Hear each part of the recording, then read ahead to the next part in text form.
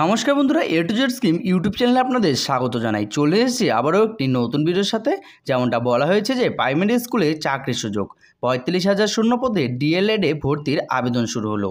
কবে থেকে শুরু হচ্ছে ভর্তির জন্য আবেদন, কি কি যোগ্যতা লাগবে এই কোর্স করার জন্য, কবেই বা শেষ তারিখ, কতগুলো আসন রয়েছে এই কোর্সের জন্য, এই সমস্ত তথ্যগুলো নিয়েই আজকের আমাদের ভিডিওর আলোচনা। আপনি যদি ডিএলএডে ভর্তি হতে চান তাহলে এই ভিডিওটি শুধুমাত্র আপনার জন্য, তাই আমাদের ভিডিওটিকে না কেটে সম্পূর্ণ দেখার অনুরোধ রইল। পশ্চিমবঙ্গের 23টি জেলার অনুমোদিত সরকার পোষিত এবং বেসরকারি প্রতিষ্ঠানগুলোতে ডিপ্লোমা ইন এলিমেন্টারি এডুকেশন কোর্সের ভর্তির প্রক্রিয়া শুরু হলো। চলতি শিক্ষাবর্ষে এই কোর্সে পঠন পাঠন হবে রেগুলার অর্থাৎ ফেস টু ফেস পদ্ধতিতে। National counselling for teacher education এবং পশ্চিমবঙ্গ প্রাথমিক শিক্ষা পর্ষদের স্বীকৃত এই কোর্সের সময়সীমা হলো 2 বছর। অর্থাৎ 2024 শিক্ষাবর্ষে যে সমস্ত ছাত্রছাত্রীরা এই কোর্সে ভর্তি হবেন তাদের পঠন পাঠন চলবে 2026 সাল পর্যন্ত।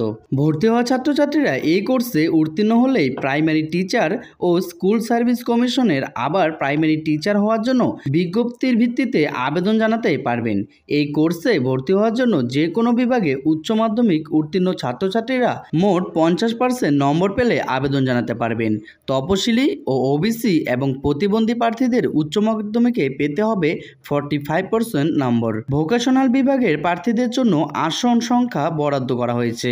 সরকারি প্রতিষ্ঠানে আসনের সংখ্যা প্রায় 3,700টি, বেসরকারি প্রতিষ্ঠানে আসন সংখ্যা প্রায় 42,000-এর কাছাকাছি। বাংলা, হিন্দি, নেপালি, উর্দু এবং সাঁওতালি ভাষায় এই কোর্স করা যাবে।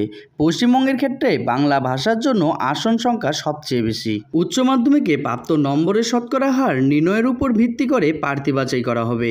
মোট নম্বরের শতকরা শতাংশের উপর নির্ভর করে মেধা তালিকা প্রকাশ করা হবে।